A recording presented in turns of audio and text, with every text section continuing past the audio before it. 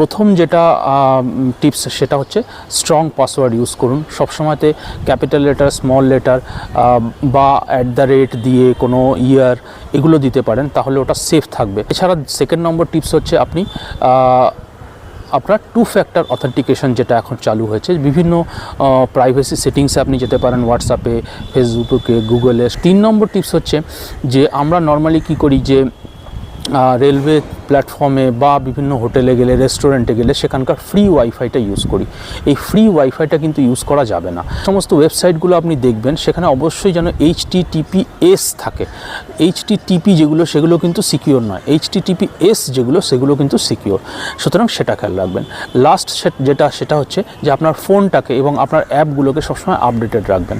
মানে নর্মালি আমাদের কী হয় যে আমরা ডাটা বাঁচানোর চক্করে অ্যাপগুলোকে আমরা কী করি, আমরা বেশি আপডেট রাখি না। আপডেট এসছে, ঠিক আছে, ছেড়ে দিলাম।